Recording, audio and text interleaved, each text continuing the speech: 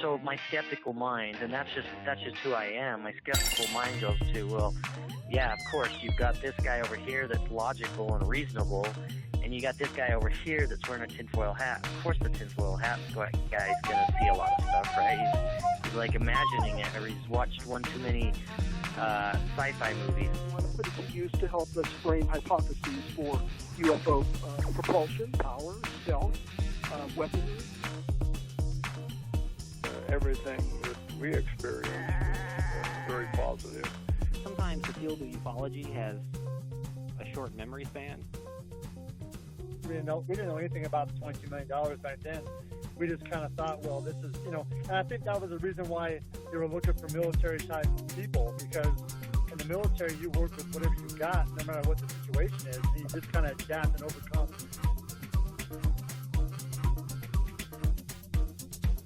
What are you going to do with all this? You can't even take care of your own files and get them put into... All right, my friends. Happy Friday. It is Erica Lukes here with UFO Classified. And again, just my favorite way to spend a Friday evening, hanging out with my friends, talking to people that have a rich background in the subject that can help give you all the best information that you need. I want to thank Bill for always getting in there and in chat putting the link to donate to become a Patreon for the show. Steve is there. Sue, both of them are show supporters, and I want to just say again, thank you. I couldn't do this without you. It really means a lot to me that you enjoy the show, that you enjoy my research, and we're all moving in the right direction. And so this is cool. I have something I found in the Ann Druffel files, which is interesting because I've been looking at some of the sightings, historical sightings that go back to the 60s in and around Los Angeles, Catalina Island, and so forth. And in one of the files, and hey, we've got Scott Brown from In the Field is here. And again, shout out to Scott. He's an amazing graphic artist and a great person. Nice to see you here, Scott. So I just want to read this, and this is really funny. Barry will get a kick out of this, but it is from August 21st, 1979, and the title of this is U.S. Navy Post Notices to Urging Seamen to Watch Out for UFOs. It's by Bob Pratt, and here is the short article. Official posters issued by the U.S. Navy and posted on American and Canadian merchant ships warn seamen to be on the lookout for any UFOs and to report them immediately to the military. It's all part of a general alert to report anything that could be a threat to security of the United States and Canada. The posters urge seamen to report any foreign planes, ships, guided missiles, submarines, and UFOs. The posters have illustrations of the objects, including a drawing of a flying saucer and spaceship, which are labeled unidentified flying objects. Even though the U.S. government announced in 1969 that its official investigation of UFOs has ended, the posters are still being distributed and are supposed to be displayed on ships, bridges, and in radio rooms. The purpose is to enlist the cooperation of the United States and Canada merchant ships in the collection of information regarding any potential threat to the North American continent, commented a Navy spokesman. The basic thrust is to report all airborne and waterborne objects which appear to be hostile, suspicious, or unidentified. He said the poster illustration of the UFOs is merely a guide, the reporting of airborne objects which cannot otherwise be categorized. If a UFO is spotted, the ship is supposed to transmit a report to the nearest Naval or Coast Guard radio station or other communications facility. The report is then relayed to the nearest military or air defense command, to North American Air Defense Command headquarters, to the Strategic Air Command, the U.S. Air Force Chief and staff, and other agencies, according to the Joint Army-Navy Air publication JNAP, which distributed the posters. The JNAP instructions say every effort should be made to substantiate vital intelligence sightings by taking as many photographs as possible. Well, that was 1969. What do we have to say about that? So how much has really changed? Because it's not sounding like a whole lot. My guest this evening is he is my mentor. and has been helping me learn about the history of the subject for a long time. I spend hours on the phone with him, which luckily I'm getting back to my old schedule of talking to Barry Greenwood quite a bit. My friend Barry Greenwood is here, and he is probably the world's foremost archivist and historian on this topic.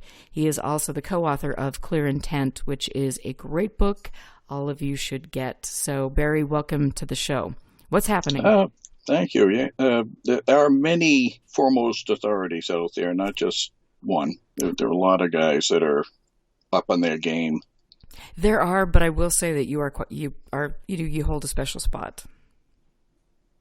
Well, right now I'm sitting in a special spot right here, so that's probably true. And I remember that poster. I may even have a copy of it upstairs. It consisted of instructions on how to report unknown aircraft, UFOs, and all. The UFO in the poster was a little stylized cartoon. It reminded me of a Buck Rogers aircraft, which wasn't completely accurate, but that's why they said it's just a suggestion as to what to report.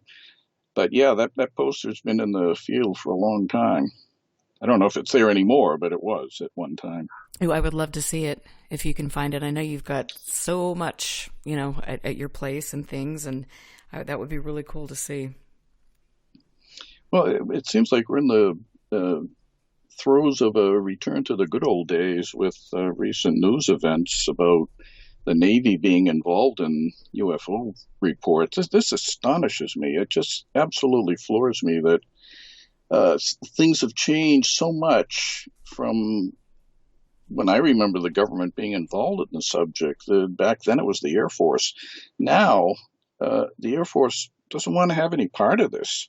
If you inquire about these events in the last few years, they'll just blow you off and say, contact the Pentagon or the Secretary of Defense about it. Don't talk to us. But the Navy, on the other hand, years ago when the Air Force dominated, the Navy kept their lips zipped and said nothing. They were like the Air Force is now. They didn't want to have any discussion of UFO reports, even though they lord over a territory that's much bigger than all the land on Earth. The oceans consist of about 3/4 of the Earth's surface, and Navy ships, Navy vessels, aircraft. There should be a steady stream of UFO reports. Should have been from the very early days, but we didn't hear about many of them until around around 2008, 09 or so, when they started to leach out, and films and reports were getting into the internet. So this is a dramatic turnaround from what I recall. And the Navy is far more cooperative on this than I think the Air Force ever was, except for one time, but I'll get into that later. Yeah, well, let's talk a little bit about the big news that we've had in the past, few days. Tell us a little bit, give us a little summary of what's happening. Well, it started with a revelation, I guess about a week ago now, by a former Trump Director of National Intelligence, John Ratliff, who really wasn't in the job that long, but he was in it long enough to perhaps speak about things that he had heard and seen. But he gave an interview on Fox News with Maria Bartiromo. And normally she's a business reporter, so you expect to talk about business, but for some reason she broached the UFO topic. And I found that puzzling because it didn't seem like she would come with that on her own. Someone must have suggested it to her, well, knowing she that does work for Fox News. Yeah. I mean, but Fox News is... Maybe she was jealous of Tucker Carlson. Tucker has had a lot of commentary on this subject, which perhaps may have prompted someone to tell her to ask Ratliff about this. But rather than say, well, we're aware of the reports and all, but we really can't talk about it, or there's not much going on that we're aware of. He does a complete about face and says that there were a lot more sightings known to him that have been made public.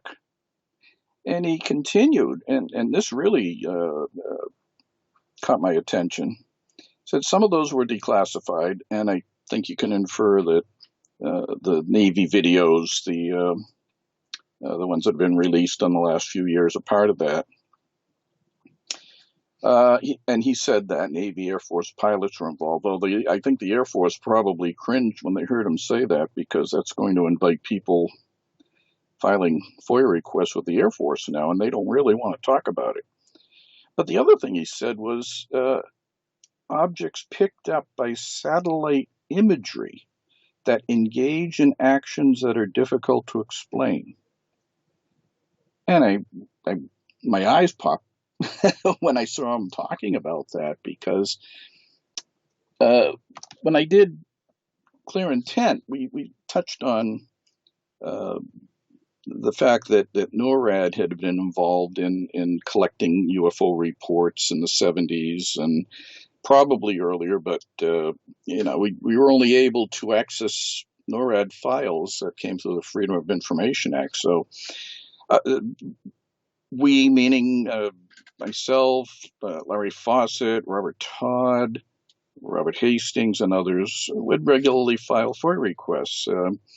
Todd sent a regular stream of FOIAs to all of the divisions that NORAD had, in case some of those divisions had sighting reports that were sent to them, or that of things that they had detected themselves. And now and then we get log entries from these different divisions talking about incidents, sighting reports here and there. And that was mentioned in Clear Intent. And then later, we continued to file FOIAs. I had a newsletter, Just Cause, which the sole intent of that was to update Clear Intent with new information.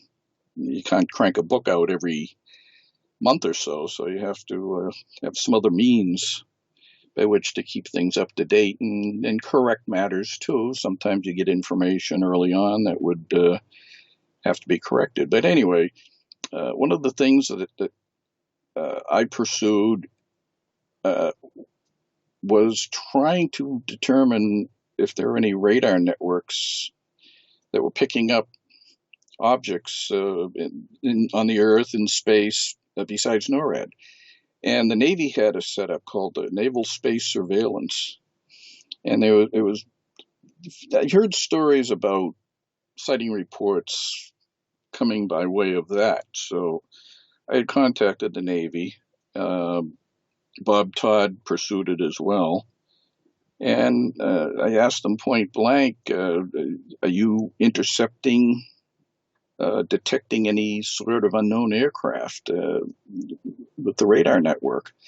And I had alluded to the NORAD trackings that were mentioned before that, sightings on the ground and mentioned in the logs. So they got back to me and sent me a set of printouts. They were the old style dot matrix printouts, but there were about 50 pages of them.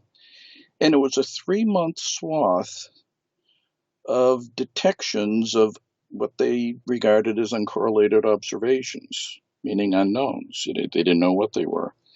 The problem was that all the data was there, but they didn't key it to something decipherable. So it was hard to determine what the observations were about. There were no verbal descriptions at all of what was seen.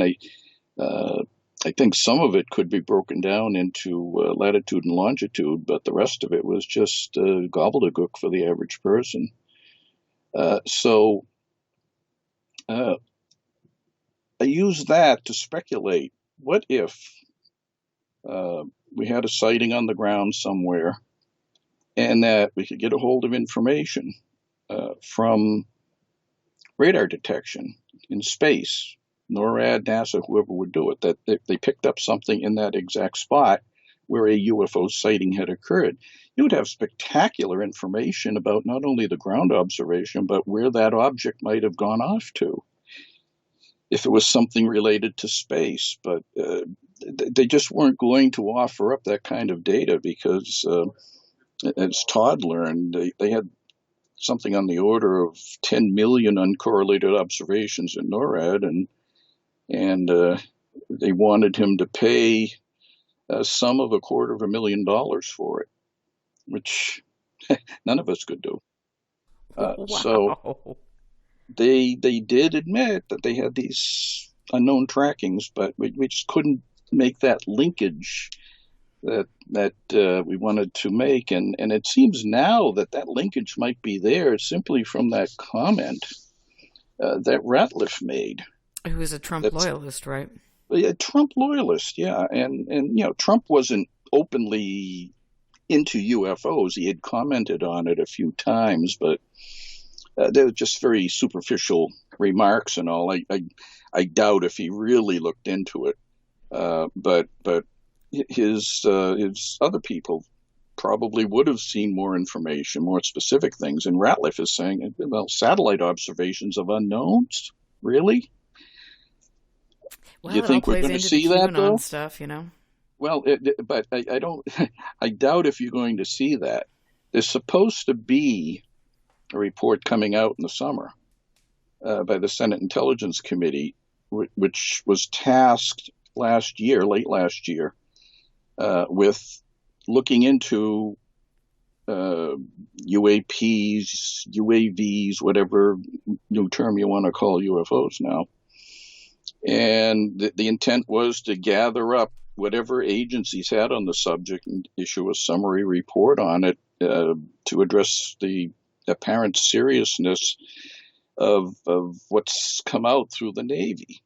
Other agencies certainly have it too, and we found that out when I started filing FOIA requests. It wasn't just the Air Force; there were many other agencies collecting data on the topic. FBI, CIA, they had done it for many years before. Defense Intelligence Agency were collecting information, bits from overseas, including Russia. And from all appearances, Russia was having the same trouble dealing with their reports that we were having dealing with ours. How so? So we're a lot closer. So tell us a little bit more about the Russia thing. Well, the Russians would report on incidents through some of their media, and then other bits of information would come by way of contacts, and that would be sent along. Some of that was collected through the Foreign Broadcast Information Service.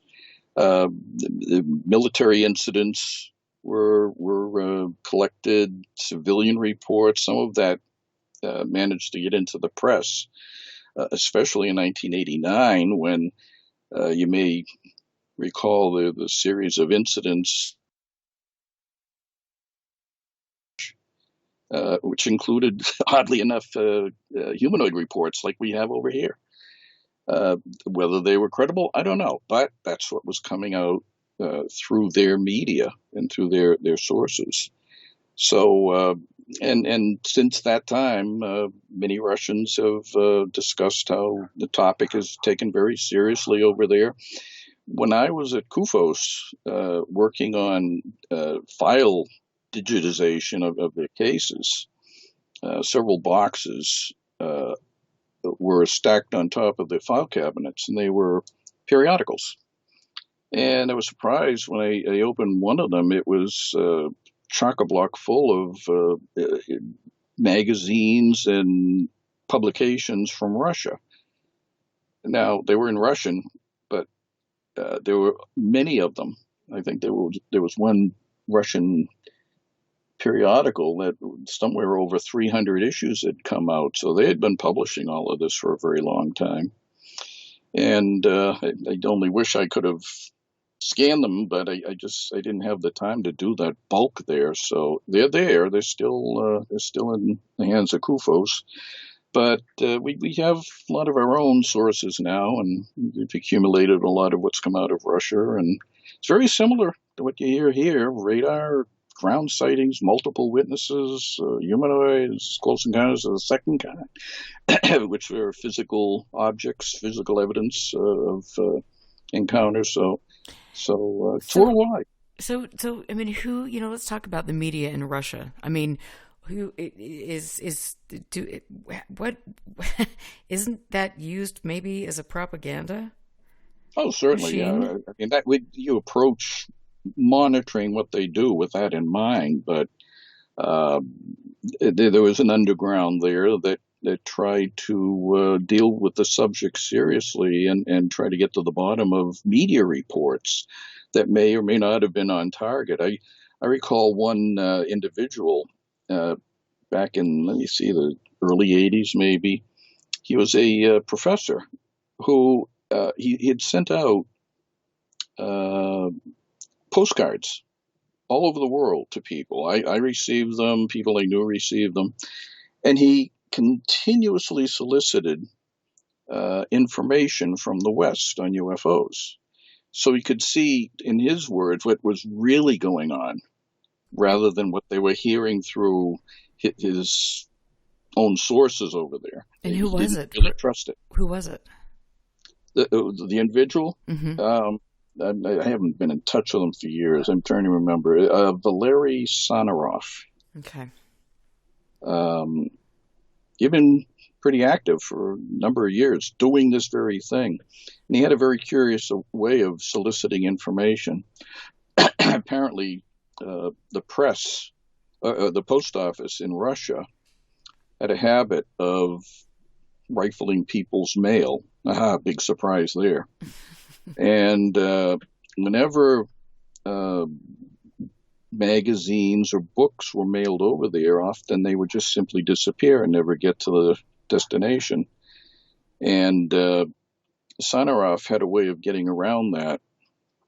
Instead of losing things consistently, he asked that books and periodicals be torn into a few pages at a time, then inserted into a greeting card, and to send the greeting card through the mail like that with the few pages inside. I mean, it was terribly cumbersome to try to read something, but that was their only alternative. Otherwise, they never would have seen them at all. So at least they were able to put bits and pieces together with multiple mailings like that.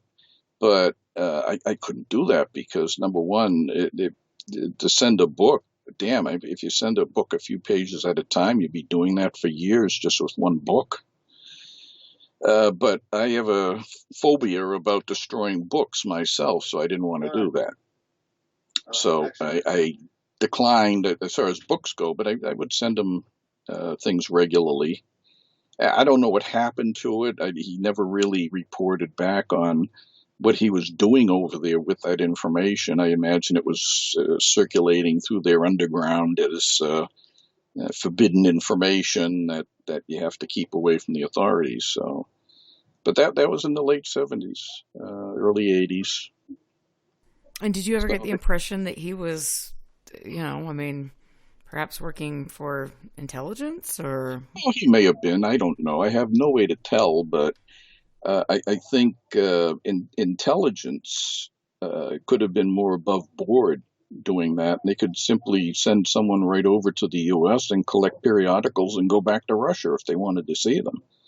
It's the citizens that had the problem in seeing accurate information, or so-called accurate information. They had no good means to do that, so they had to be sort of underhanded about it and getting things sent clandestinely, and that suggests more of an individual rather than government people collecting data. Well, wouldn't that be odd, though? Wouldn't it be a huge red flag, though, if somebody from Russia was coming over and then collecting all this information on things that could potentially be something that the United States is testing?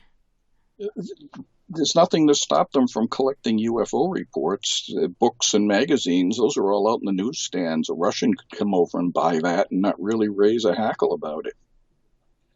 And take them back to Russia. And they wouldn't be questioned if they were government authorities. They would just be thrown right through the customs and go off and do what they were going to do with it. But the private citizens couldn't do that. They couldn't travel over and just collect information on UFOs like that. So yeah, I think you would have noticed if people were assembling large amounts of UFO information, they were Russian, they were probably government people. Nothing would get in the way of it. I mean, it's open information. I mean, if they were collecting documents from the FBI and CIA, that's another thing. But I doubt if they did that because ufologists were handing it over to them left and right like that.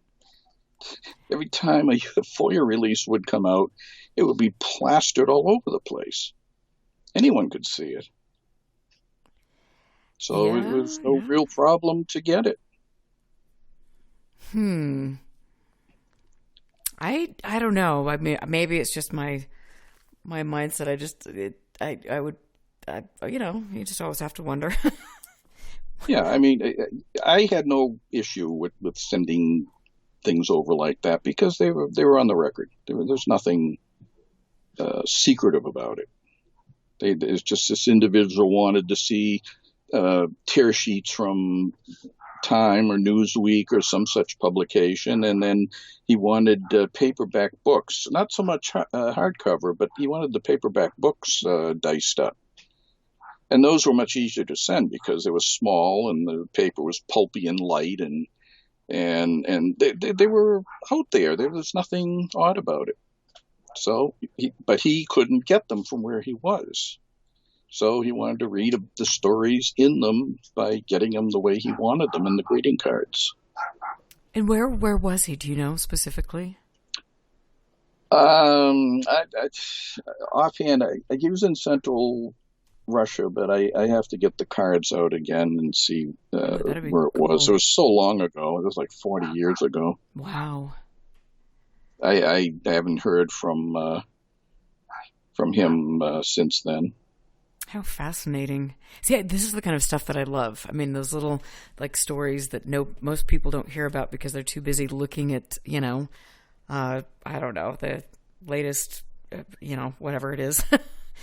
So but yeah, now it's all you have to do is press a few buttons and you get piles of information on your computer. Back then, we couldn't do that. We had to send mail, snail mail, and collect things the hard way. Go into the libraries and dig it out instead of getting on a digitized newspaper site and downloading it in your bedroom. It's much easier now to do that. Back then, there was a lot of effort into it. How fascinating. Interesting. And I can tell you about the time when that changed. It probably in the 90s because the internet began to proliferate, and I didn't even have a computer until 1999. Myself, I was late in the game. But once I got it, I had a field day running around getting information that would have taken me months to accumulate otherwise. I found books I had always wondered about, the old journals and diaries from way back when that had mentioned incidents, UFO incidents that a reader many decades ago would have mentioned. Say, I saw this in such and such a book from the 1800s, and you couldn't do anything about it easily without going to a library that had those old volumes until the internet. Now the internet put those books online and you can get them instantly. So I envy the people now who are just starting in the subject because they're going to be accumulating so much information so much faster than we could. That's another problem. Yeah, I mean, it's like the quality of information. And what isn't. It's like the internet has That's the positive benefit that I mentioned, the quick and easy access to information. Now, the negative aspect of the internet is that everything goes on there. Everything. It's just unfiltered. There's no filter anymore. Editors used to filter things for publications. They'd look at something and say, where did this come from? Where did that come from? And if they weren't satisfied as to the source, then the item would not be published in the publication. Now, you can say anything you want on the internet. If you have a nice, colorful, professional-looking site, you can put any old trash on there, and it'll look tons better than otherwise. Yeah, we can't think of any examples of that, can we? Well, one thing I stressed in clear intent were the sources, provenance. Where did something come from? Was it a credible source, or was it hokey? And a discerning mind can figure that out by the quality of the information and from where it came. Well, they're not. I mean, they're not it's kind doing of scary that these days. Yeah, that has collapsed into a black hole, and the standards are just not there as much anymore. It is with some, but overall, bad information catches fire much too quickly. It never would have gone that far in the past, but now it does, because it's out there so much faster than it ever used to be. Someone puts a rumor up on their website, it's there at the speed of light to other people's computers. There's no delay. There's no downtime in assessing the information. You get hit with it in the face, and then you have to determine if it's something worthwhile or something that's not. Well, and I think that's probably what the whole problem has been with the UFO subject to begin with. We've being bombarded with so much information now that even old-time researchers are having trouble processing it all.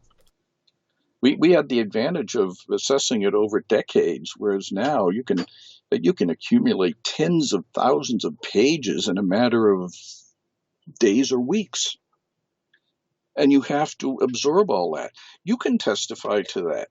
You have the Andruffel files. How much information is there in general? How many boxes?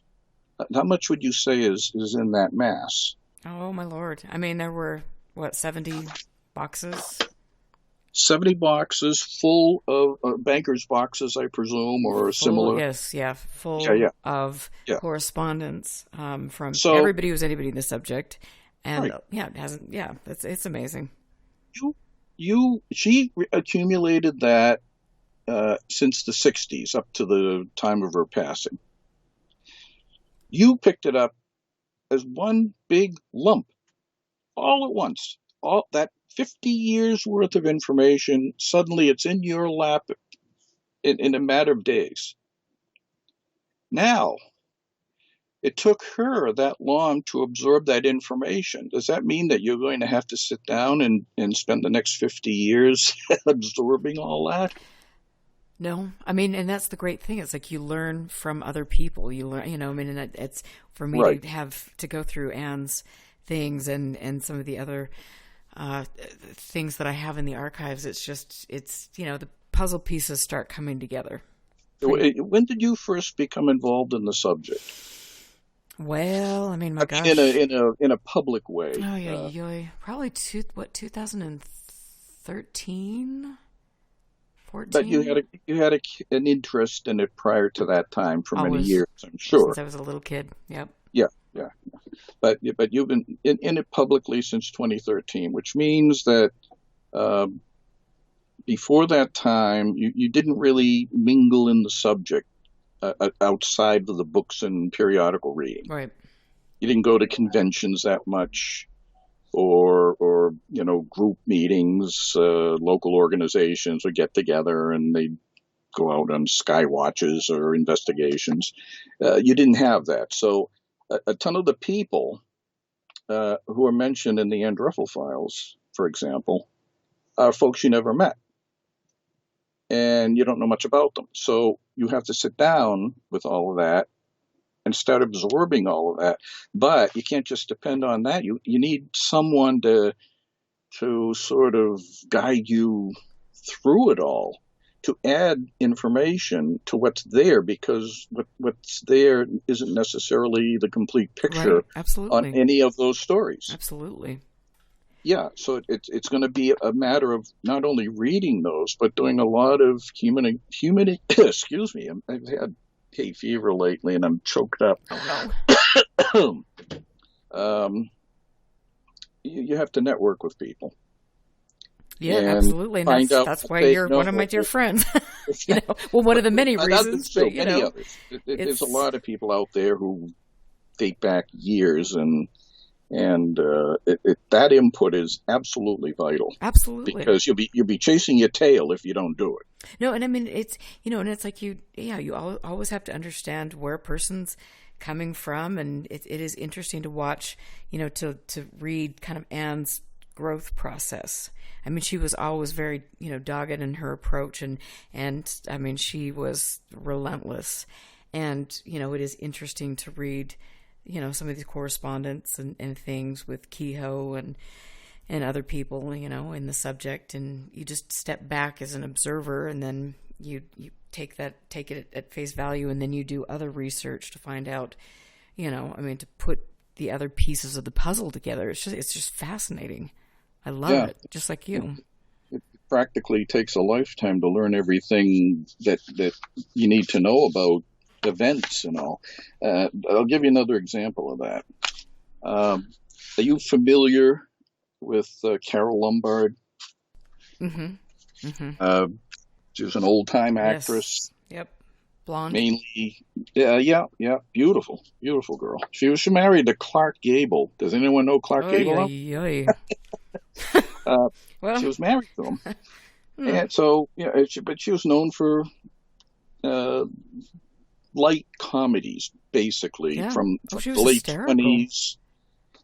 Well, she built her career up, and she used that to help the government during World War II. And she traveled and sold war bonds by making public appearances. So in February 42, which was very early in the war, she made a trip to sell bonds. She was in her hometown of Fort Wayne, Indiana. And she was done. She left there with her mother. She was going back home in L.A. She had a stopover in Las Vegas. And when they took off, very shortly after takeoff, the aircraft hits a mountain. And she's killed instantly with her mother and dozens of other passengers. It was big news at the time because she was such a talent, a star, and suddenly she's gone. So that's all I had heard about it. I watched her movies when I was a kid and growing up and all, and I enjoyed it and all, but I never thought it would cross into doing UFO research until one day I was going through some files, and we had done a lot of FOIA requests with the FBI, where they were coming in by the hundreds of pages. I think when I started doing Clear Intent, we had on the order of 1,600 pages of files, and we'd asked for everything. But in going back over the records years later, I came across a document. It was an old Department of Commerce letter to a chief investigator, and it was dated right around the time of her death or shortly after it. A technician with the old Civil Aeronautics Administration decided to report that he saw some odd things in the sky at that time. His main concern was a light that he had seen in mid-January 42. This was days before Carol Lombard's passing. He talked about a strange light he saw. He didn't know what it was, but he gave a detailed account. And when he finished with that, he continued, saying that on January, I'll give you a quote on this. On January 17th, 1942, at 5 o'clock in the afternoon, I was engaged in searching for the transcontinental and Western airplane which crashed on January 16th. That's Carol Lombard's plane. I had met with Mr. Blank of the Air Safety Bureau of the Civil Aeronautics Administration Board at 11 o'clock, January 17th. We met on the road to Good Springs trying to locate the wreck of the airliner. Searching with Mr. Blank for the wreck, we met another Mr. So-and-so who described certain occurrences prior to and during the wrecking period of this airliner. So they're out investigating, and at a place, he pointed one of the witnesses out where he had been, and it was an area that he had previously visited. He told the witnesses of this light that he had seen a few minutes before the plane crashed. And he continued on, saying the light was yellow, round in form, hung in the sky like a lantern. It was stationary, did not flicker or move in any way. Mr. Blank, as I recall, estimated the light to be about 2,000 feet above the Blank Ranch House. There's another UFO, and there's something that's in the proximity of where the aircraft had crashed. I mean, I don't know that the light was ever explained. It's since been mentioned in a book about Carol Lombard's life and her untimely death. I think the book was called Fireball. Oh. And they went into more detail about what's in this letter. But this letter, it was found in the FBI files. They had a copy of it, and apparently they thought it might be important in case there was some problem with the accident not being an accident. But here are two UFO reports being described in 1942, and it's amazing. I never realized that connected to Carol Lombard before, but there it was. Wow. So these are the little random tidbits you run across that aren't really made public for a very long time. And then years later, there they are. And where did her plane crash? Las Vegas. It was at it was just outside the city on a Mount Potosi. It was a terrible accident. The plane, apparently the pilot didn't even know the mountain was there, and he just slammed right into it and shattered the plane. They were up on a cliff, which made it extremely hard to find the wreckage and bodies. It had scattered and rained down below, but they recovered everybody eventually. Clark Gable was never the same after that. But there's an old UFO report. How interesting. And sometimes they're not so dramatic as that. And there's another example of a photo that at one time was advertised as the world's oldest UFO photo. It's taken in 1870 at Mount Washington, New Hampshire. And someone had, oddly enough, I don't know why they did this without checking it, but there was a 3D slide available on eBay.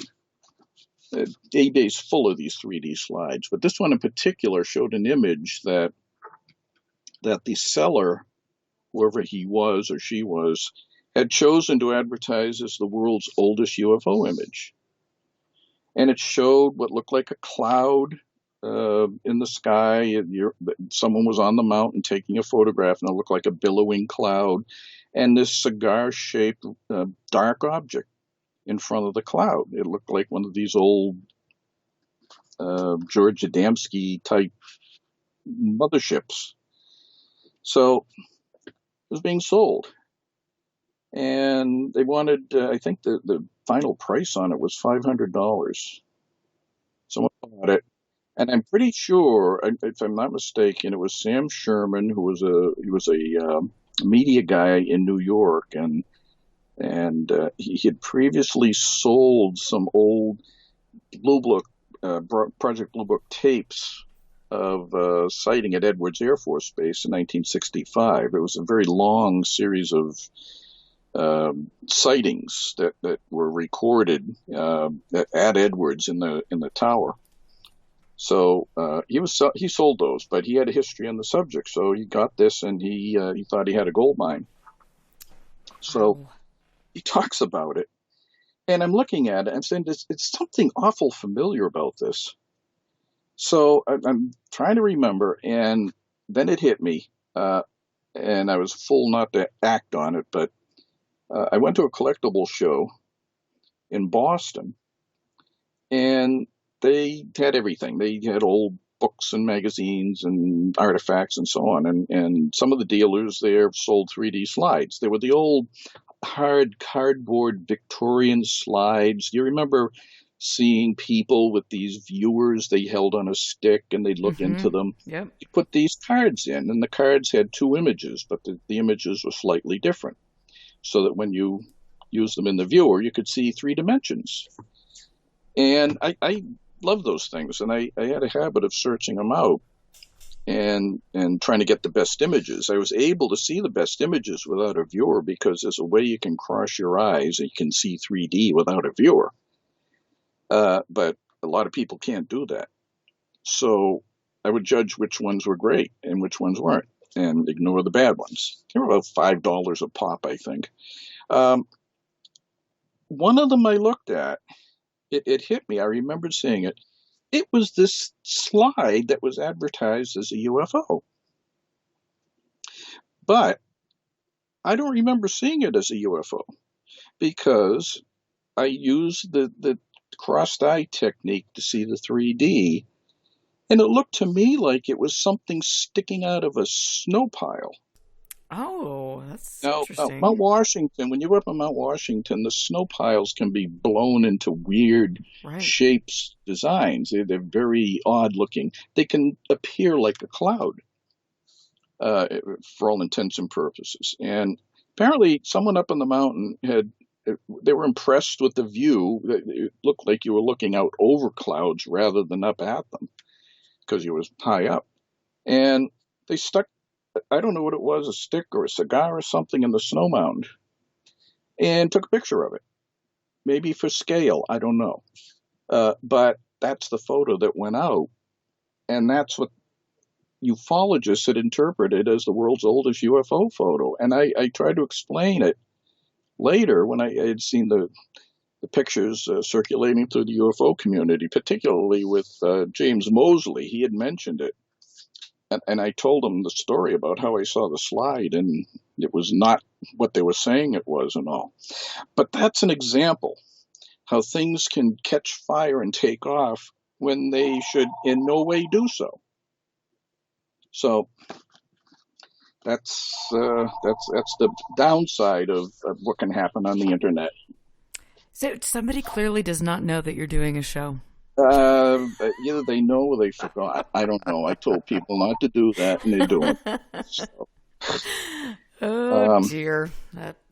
I think I'm going to have to bury the phone under the dog or something. Well, you're just popular. It's Friday night. The dog will muffle it.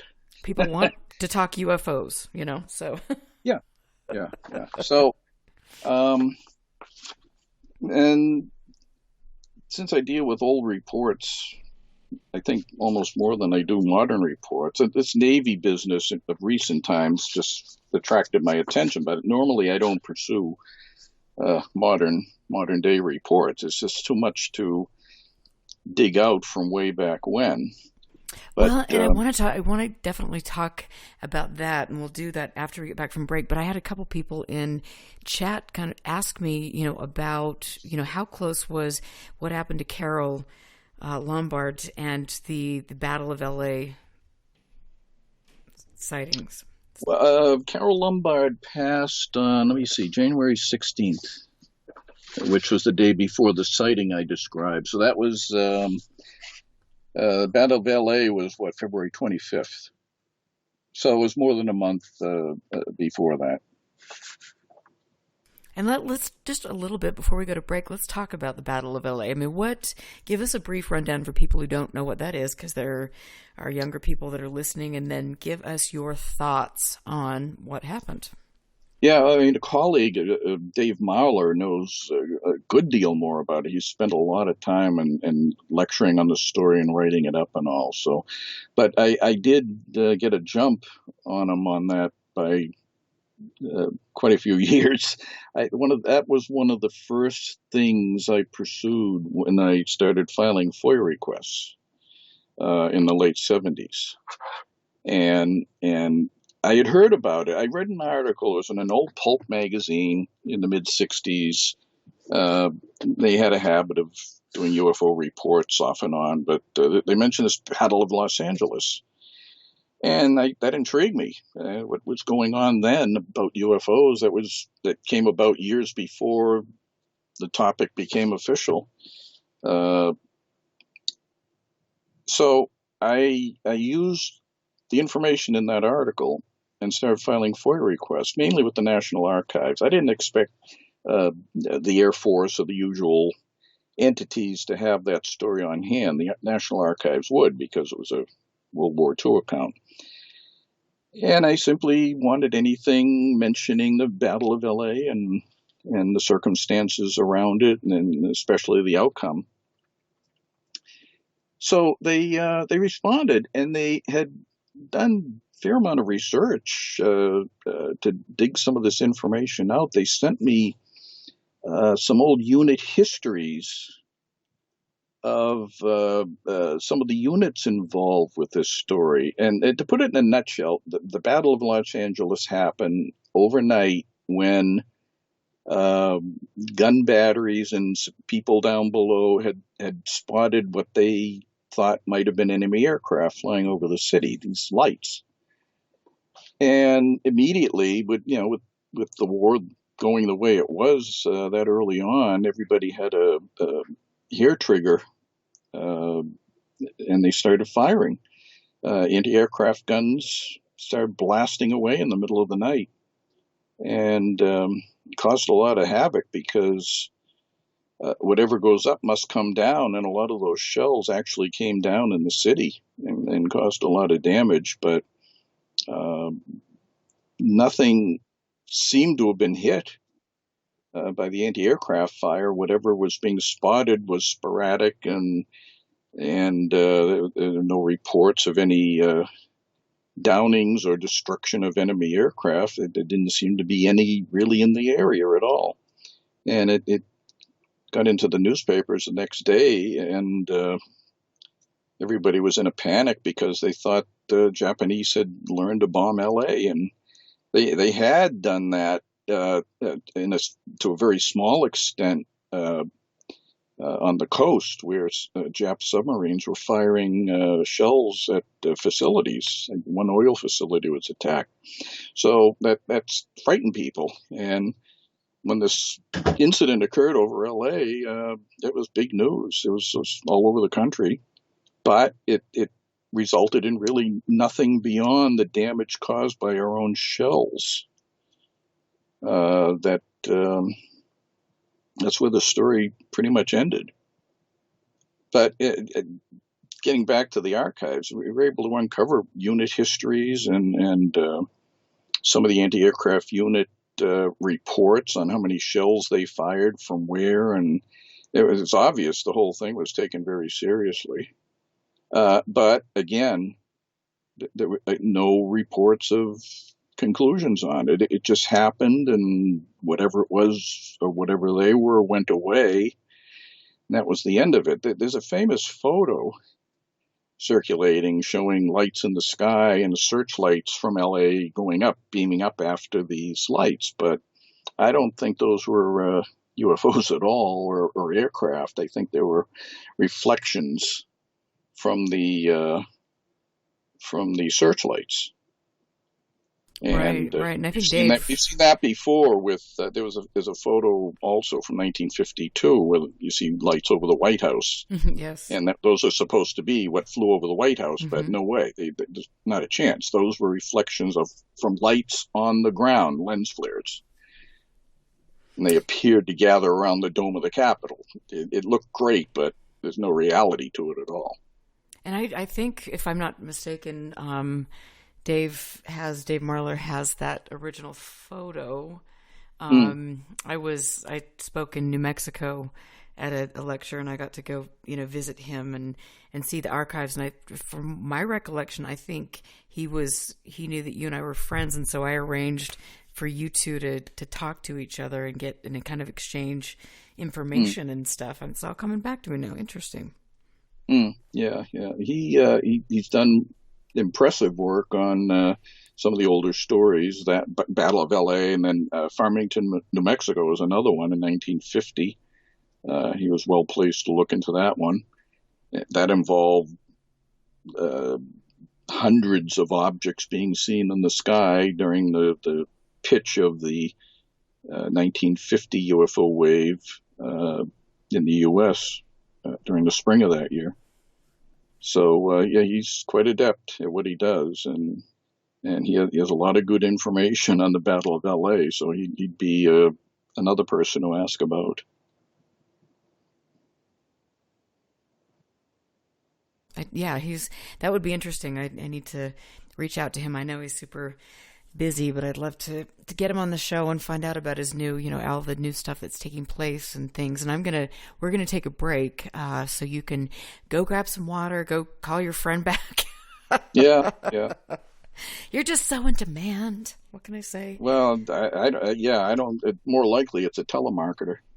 Well, that tends to happen a lot these days. So, but I'm excited. When we get back, we're gonna really dig into the everything that's making the rounds this week and all of that, and just kind of bounce some ideas back and forth. And there was a great question from Peter in the chat room that I want to ask with regard to all of this. And so we will get into that. We're going to take about a 3-minute break. I want to just tell all of you who are listening to get up there if you're on Spreaker and follow the show, like it, get information out. You can go to UFO Classified to show support to help keep UFO Classified on the air and to help with the archiving process on my end. I really appreciate all of you. And we are going to take a break. We will be back. I'm here with Barry Greenwood. Love it. All right, you guys, welcome to the second half of UFO Classified. I am your host, Erica Lukes. Happy to be here every Friday night, as I've done for years, because I love this subject. I love the history. I love learning from people like my guest tonight, or Jan Aldrich, or having people like my guest last week, Steve, who was a show supporter, having him on and hearing all of the research that he has done. And it really does give me hope to know that there's so many people that are intelligent, that are capable of making logical choices about things and digging deeper into things and not believing everything that is being spoon-fed to us by specific people who probably have the motivation of making money and have built careers off of that. Anyway, that's all I'm going to say about that one. That was my little thing. So you can go to UFOclassified.com to show your support, help keep the show on the air. And I want to thank my friend Barry Greenwood for being here again. I think Barry has been on my show probably now more than anyone. And I've had the question asked, why do I bring on the same people? Well, I bring on the same people because Barry has tremendous knowledge, and I want to know everything. And it's important for a younger generation to look at this, to look at people like Barry, like Jan Aldrich, Gordon Lohr, people like that who have been in this. They've seen some of the pitfalls. They've seen some of the games and, this big, disclosure is coming. Well, that was so 50 years ago, and look at where we are now. And I guess disclosure's coming again. But anyway, it's interesting. So Barry, thank you for being on the show. Sure. And it's a great pleasure to have you here. So, disclosure kept coming and coming and coming ever since I first encountered the subject. It would come and then the time would pass and go, and it would come again and go. There was never really a disclosure. There's a new one coming now, supposedly, but I'm not expecting much. And you'll probably find that to be true with guys and gals that have been involved in the subject for a very long time. They get jaded because they've heard this before. Someone has the solution to the subject, and then you wait. Time comes, it's far less than what you thought it would be. So younger folks will be excited. Older folks are like, yeah, we'll see.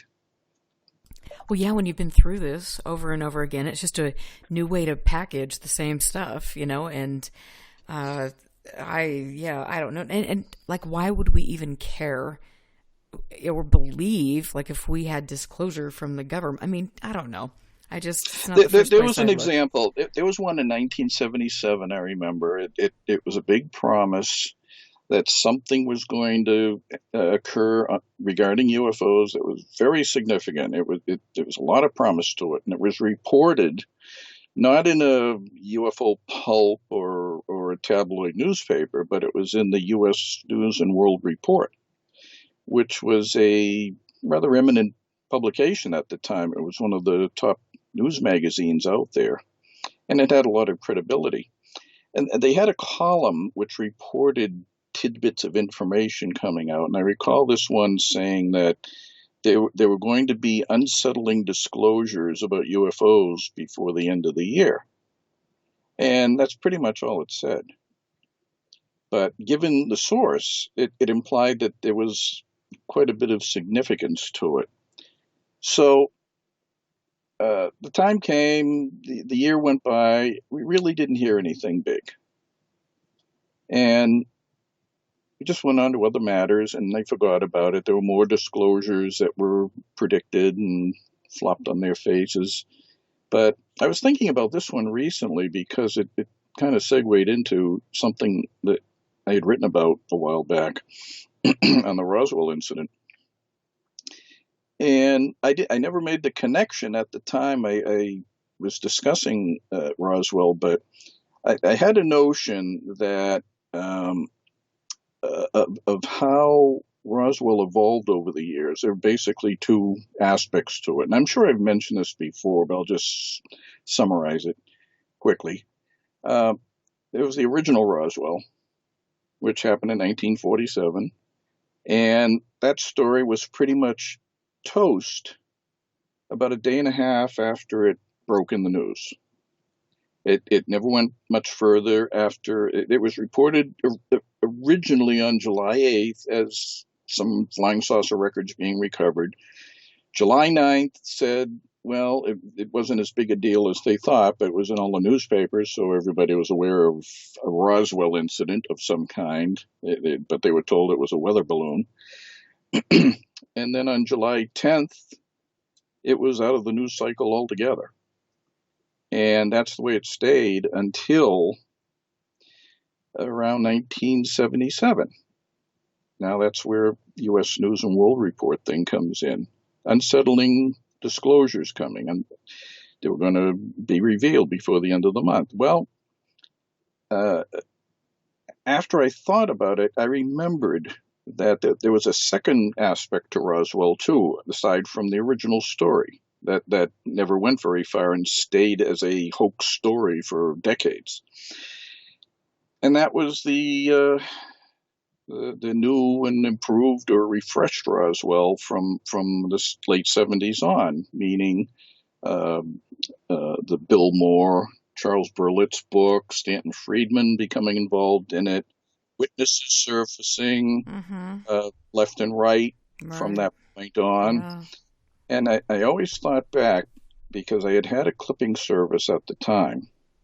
And I remembered a story that was in the news cycle around late November 77 on Jimmy Carter's press guy, a science advisor, Frank Press, going,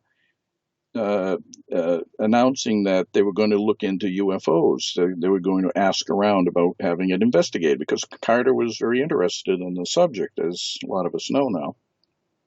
So one of the first places Press went to was NASA.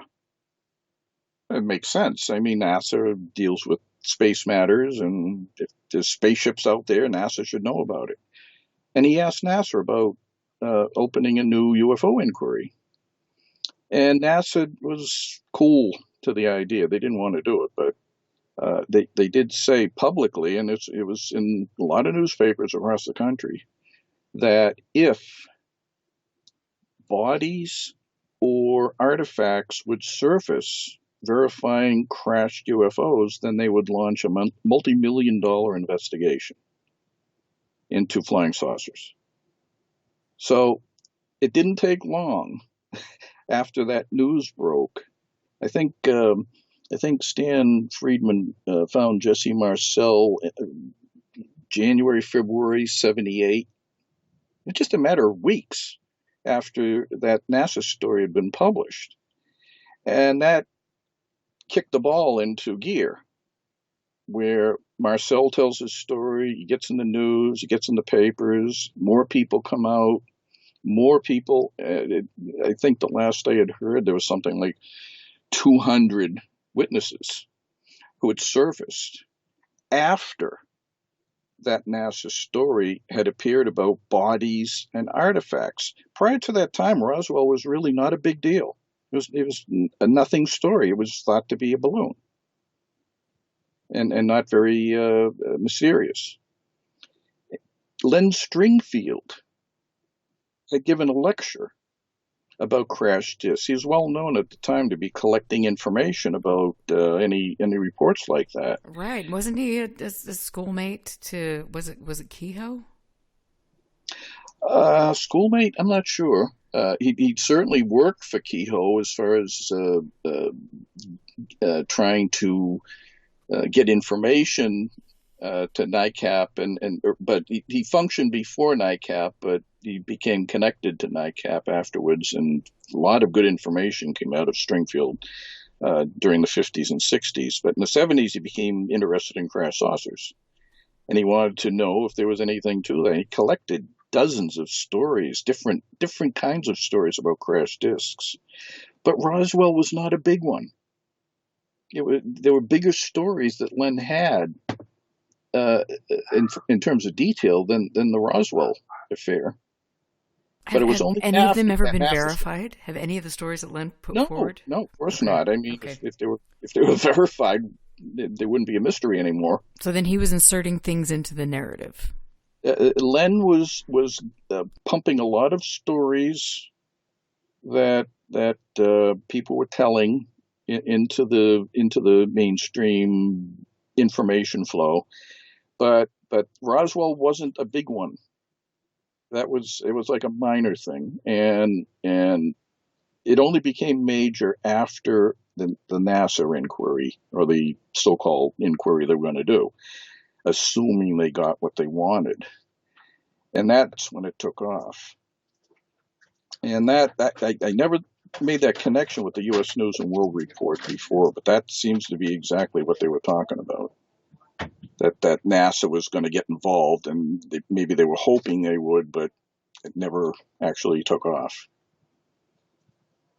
So that's how some rumors have nuggets of hard information behind them. But again, with UFOs, it's almost like doomsday predictions. And whenever you say there's a revelation coming, almost 100% failure rate on the revelations. Yeah. So keep an eye on this new one with the Navy and with the Pentagon, and see where this goes. Hopefully it won't flop, but I want to get your opinion on Ebens.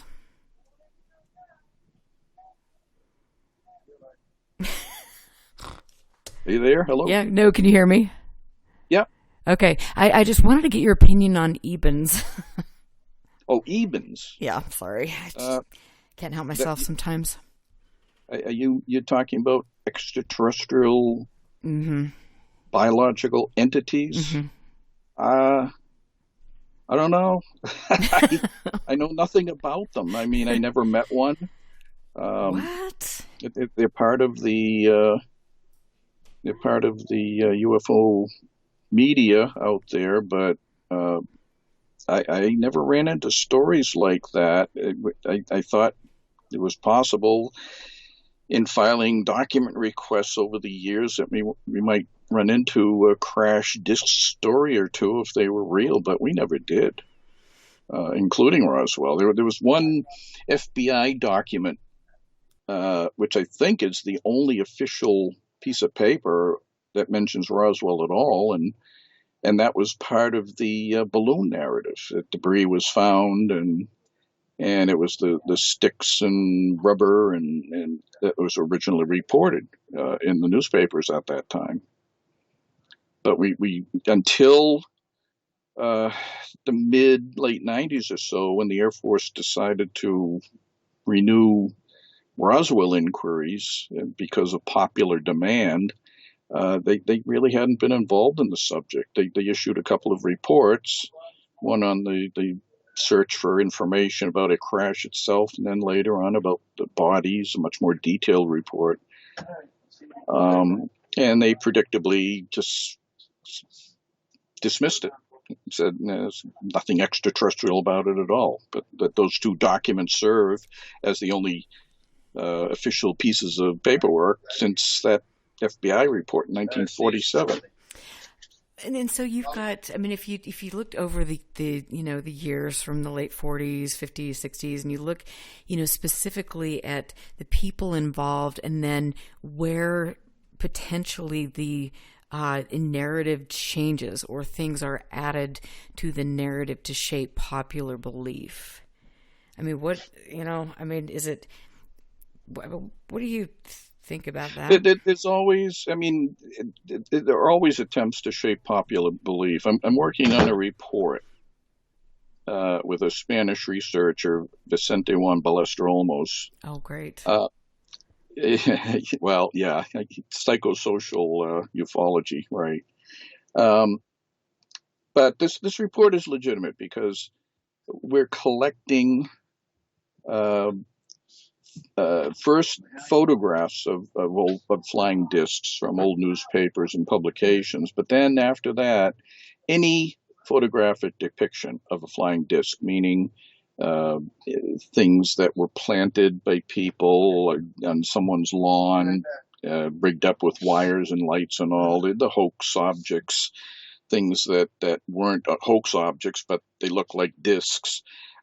During that whole period of 1947, between June 24th and about mid-July or so, there were many instances of images of flying saucers being depicted in one way or another. And what we wanted to do was collect that all together, because really, if you think about it, those were the first, whether intentional or not, attempts to show what flying saucers in the modern era look like. Everybody takes it for granted that that flying discs have been around. They've been around. The stories have been around forever, but the modern era were shaped by the media and by the reporting and by the pictures and images. And people saw those. They might read the stories, but they would look at the pictures and get a more vivid mental depiction of what flying saucers were supposed to be. And all of that taken together was what constituted the modern imagery of what flying saucers are all about. Now, you mentioned evolution of events. Yeah, flying saucers turned into cigar-shaped objects. They turned into circular objects with holes in them. They turned into triangular objects later on. There's sort of an evolution to that, but that's for another time to discuss. But the first time that happened was in 47, and we're trying to show how that put that in your mind or someone else's mind. Mm-hmm.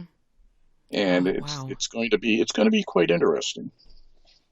That sounds very, very cool. Yeah, it was still editing it, and we're still collecting too. These things are still turning up. There aren't so many pictures of what were claimed to be real UFOs or flying saucers then. That there were a small number of them. We could never have made a report out of that, but all of the other imagery does paint a picture on a topic. It defined a topic, basically. The reports, but especially the photography. This is what flying saucers look like, folks. Even the hoax ones look like that. Isn't that interesting? And it's I don't know. I mean, all of this is just so fascinating. I've got, again, I bring home different portions of Anne's archives, and there's one archive here that is for Los Angeles area sightings, July 31st and August 1st, 1960. And it's the Hewitt sighting, and then there are all these articles about the fact that flying saucers were developed for the U.S., there are pictures of them, and then there's, from the Pasadena Star, an article from 1960, saucer scare only tests by the Navy, where I guess there were lights that were, they were conducting tests from the U.S. Naval Radiological Defense Laboratory to determine how much thermal radiation would be received by the San Gabriel Valley in the case of an atomic attack on Los Angeles and things. And so you look back at some of these stories, and then you look at some of the myths that have been inserted into the narrative to shape it. Really, it's so fascinating.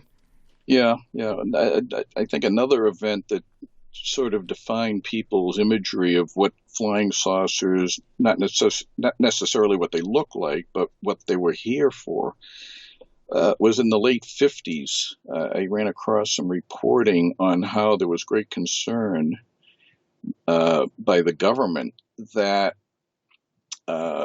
UFOs being spotted on radar might trigger a nuclear war. And the fact that something might be flying from England across the Atlantic at high speed towards the United States could be seen as a threatening event. Would the government try to preempt their imagining that might have been a nuclear missile by launching our own real strike back in that direction? There was a lot of concern about that, as to whether accidental nuclear war would take off. So, but radar became more sophisticated. That's not so much of a fear anymore. But back then, that kind of put the impression that the UFO flying saucer phenomenon might be something to be afraid of. And that could have given birth. It started in the 50s, but it certainly didn't discourage filmmaking, science fiction, and all of alien invaders scaring the heck out of people. That's usually what a flying saucer movie was, something to scare people. It became more benign at times, but back then it was largely aliens trying to kill us or take us over. Wow. Yeah, it's also fascinating. I'm excited to see what both of you are coming up with on your new research project. That's really, really cool. And I want to talk a little bit about, the news of the day, which again, we've got reports coming out that there was a swarm of things that were surrounding some ships. And so if you could, let's talk a little bit about that, because I think this is fascinating. Yeah, I mean, within a matter of days of the Director Ratliff reporting on serious attention being given to UFO incidents, we hear this the swarm of incidents. Apparently, there were 4 different dates involved back in 2019. I think. Let me see, July 14th, 15th, 25th, and 30th. Revolving around destroyers off the West Coast. The Navy had out there doing whatever they were doing. They weren't saying what they were doing, but in the process of that, they were encountering what they called UAVs or mystery drones that suddenly appeared over some of the ships. We knew about one of the ships a while back. It was a destroyer Kid, where someone had leaked the information about incidents to a filmmaker, Dave Beatty, and he followed up, and he actually managed to get some ship's logs from the Kid, and it verified that these odd objects were near the ship, and that they had so-called Snoopy teams responding to them. Now, Snoopy teams were people on board who were skilled in collecting information, data, photographic information and all. If something happened, they'd be dispatched to look into this. And presumably they were able to get some information, but there's no sign of what those results were. Now, that was at least last year where it had been discussed, but more recently, within a few days, really, it became apparent that there was more than one ship involved. There were several ships reporting the same thing. Plus, there were civilian ships in the area, and they were seeing the action from a distance. And the Navy thought that one of these ships, or more than one, might have been launching drones and interfering with their operations, but they were satisfied that these vessels weren't involved. Now, the notion of this being a hoax, someone was pulling on the Navy, might be dispelled by the fact that all this activity was happening about 100 miles off the coast of California, way out to sea. And all the vessels that were known to be out there were accounted for, and they weren't really suspected in all of this. And it would be a mighty tall feat to have a hoaxer be able to spoof the Navy like that with drones that the Navy couldn't identify, and fly them that far out to sea and at speeds that the ships were traveling at. And the sightings took up to 90 minutes. That's way beyond what a normal drone can do. Not from what I've been researching. In the hands of a hobbyist. You know, so we know it's not a hobbyist. Could it be an adversary? Because we know that there are, That's another thing. But that's part of the problem now, is that these stories are coming out in fragments. There are more ship's logs available. It's apparent from the logs that they don't know what they're dealing with, because they keep sending out these teams to look into it. What they're learning, who knows? I don't know if you'll ever know. Well, we do know, going back and looking at different articles over the years, and this is, what has been, it's out in the public domain, so imagine what we just don't have a clue about. But that there are, underwater drones that have the capability of operating underwater and in the air, and that this is technology that we've been working along with other countries for quite some time. So could this have been something like that? I think that would be, I think that probably would have been on the top of their suspect list in investigating these reports. That there might have been someone in the area, and we don't have the ability to independently verify their detection capabilities out in that area, but it would be presumed that so many vessels would have an ability to tell if there was a submarine in the area or another ship, hostile or not, that might have been responsible for this. All indications are right now they were very alarmed. They were as alarmed by this in a more concentrated sense as they were back in the days of the 75 overflights, when you had a combination of light formations, unknown helicopters, just a variety of visual stimuli that had alarmed a number of military bases along the northern tier border with Canada here. And the reports were sent up the channels. These reports involving the destroyers went up to the top of the naval hierarchy. And they wanted to be kept advised on all of this because they didn't like strange vehicles flying around their ships like that with impunity.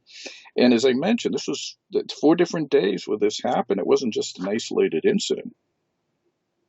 The kids seemed to be involved in most of the incidents, but other ships were part of it, and we don't have complete information on what they were doing. But the reports leaked into the press.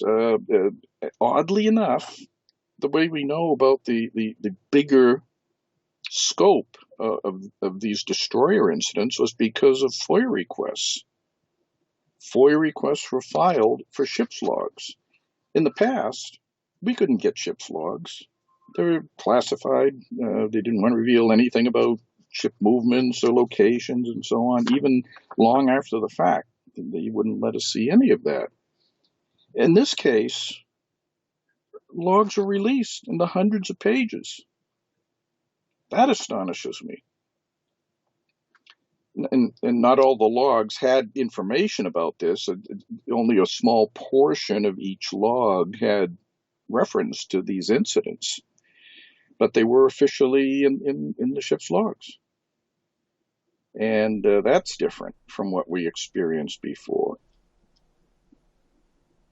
And with unidentified aircraft being involved, that's another dimension to this. Again, it's just all of this combined is a scope of revelation about UFO incidents, UAV, UAP, whatever you want to call them, than we've ever seen before. What is the purpose behind all of this coming out into the public right now? And a Senate inquiry is being conducted. Right. What is the purpose? I mean, is it to... I think if it involved foreign adversaries, you probably wouldn't have heard any of this. But we know how we've used it, and you've been on the show talking about how the UFO narrative has been used to cover up things, right? They can be used to cover up things, but these weren't rocket launches. True. These weren't missiles being sent up, and launch facilities were being covered over. These are much more localized affairs than those incidents that had been covered in the past. The Russians did that as well. They would let people think UFOs were flying around, but they had a secret space launch facility that they didn't want people to know about.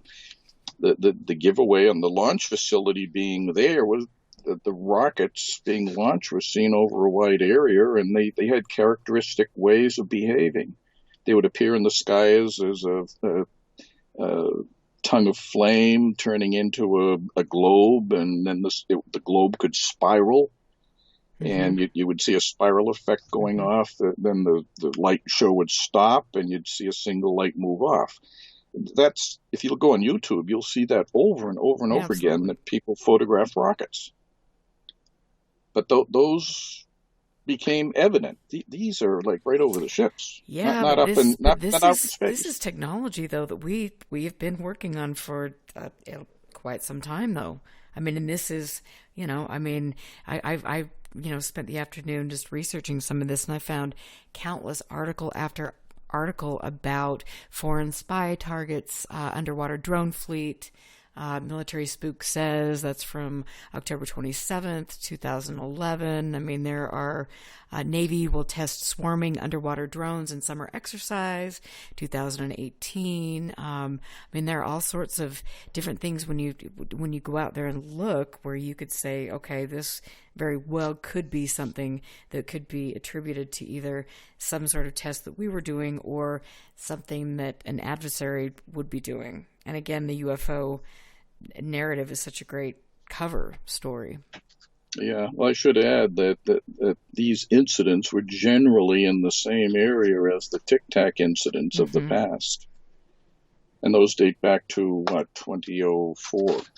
Right, but I mean that is an area, there where they do conduct tests, right? From what I understand.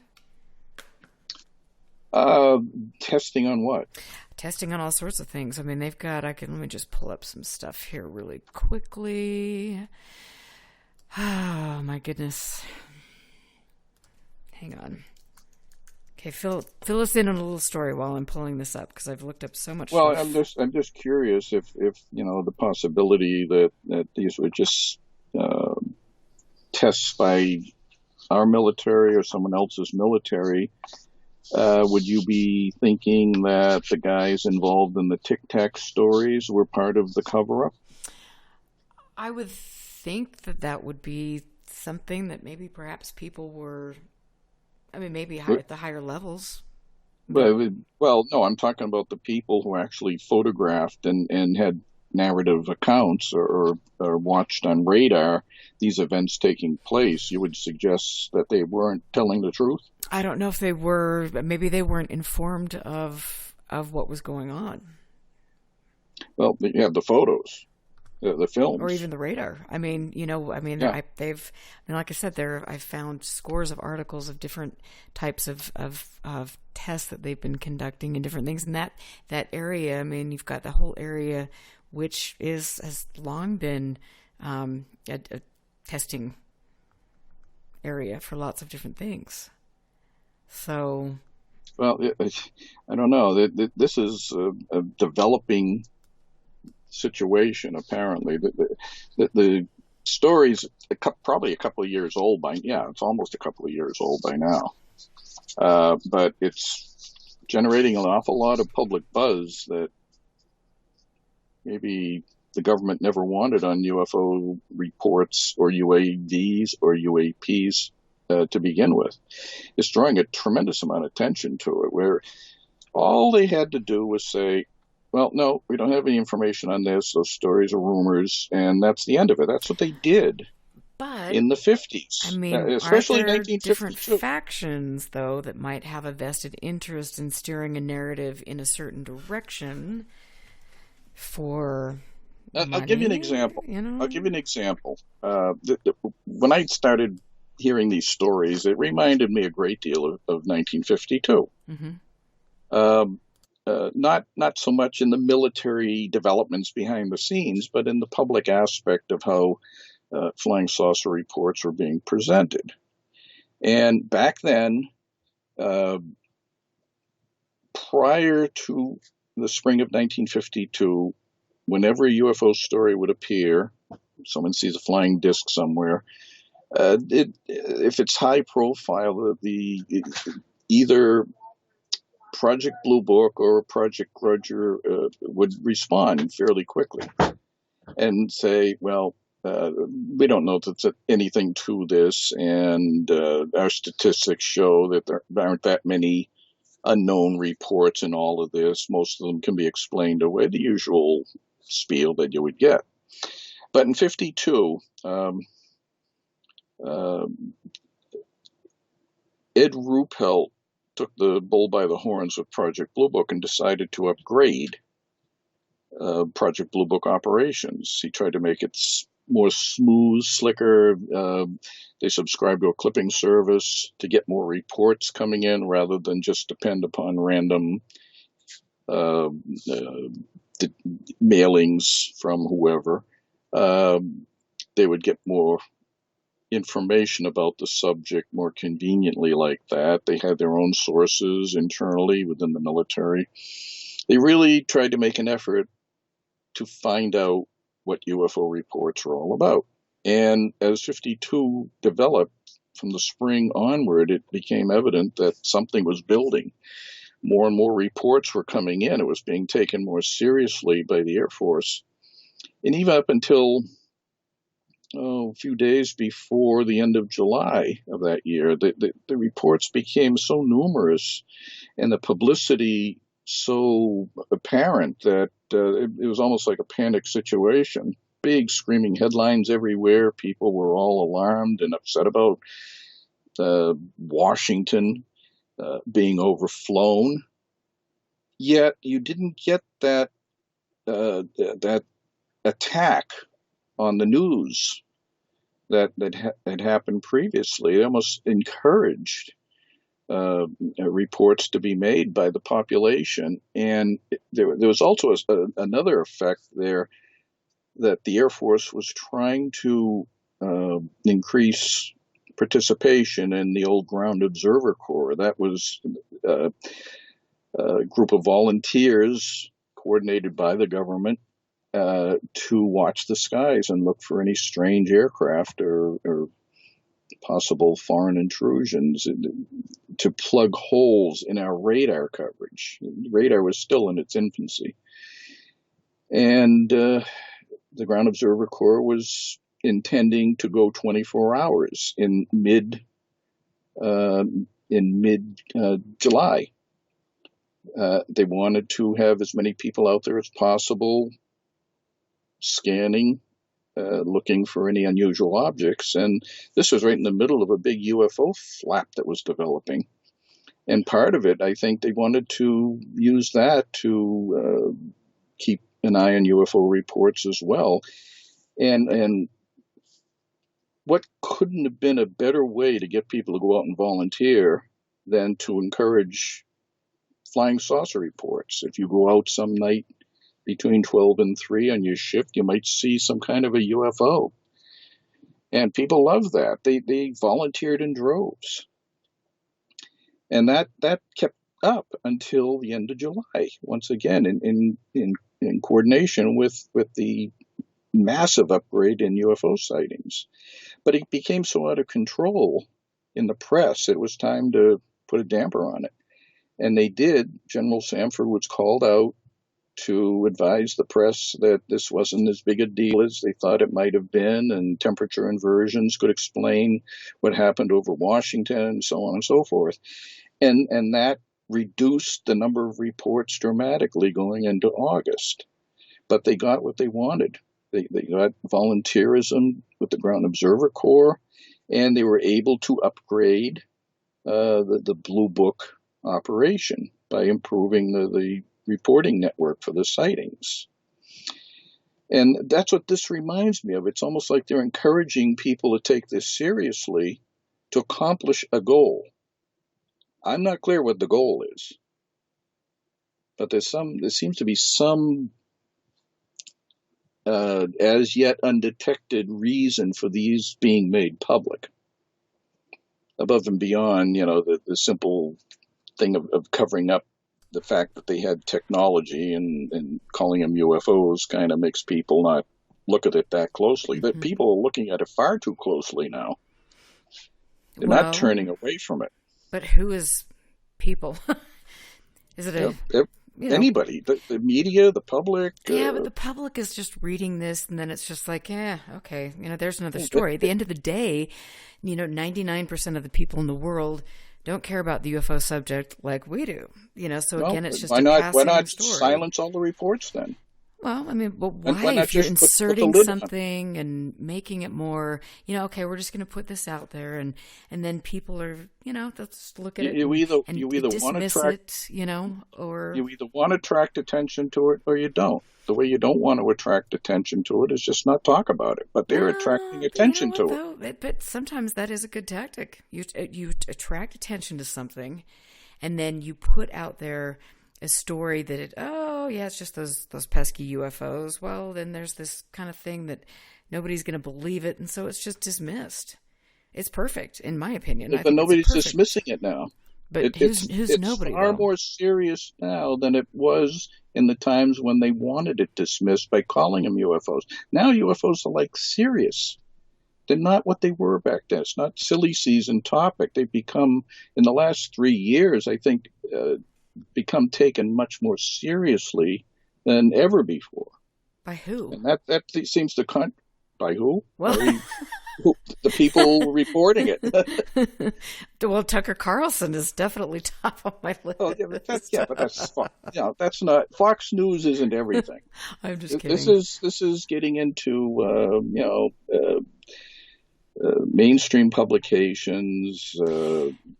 The commentaries on it I'm seeing are like, well, I didn't know the subject was this serious before. Well, and isn't it interesting though that this subject, you had the New York Times article in 2017, and then this, and then you have a certain person that was in office, and then you have certain things that were promoted, and then you've got the QAnon thing, and you've got the alien reptilians, and blah blah blah. You've got all of this stuff that you could look at it and say, maybe in a grand design, that these things and these stories that are being promoted by people with an interest, obviously, in getting money for defense contracts and different things, and or to steer the narrative. I mean, I just think it's, and you and I have had many conversations about this, because I think it's fascinating.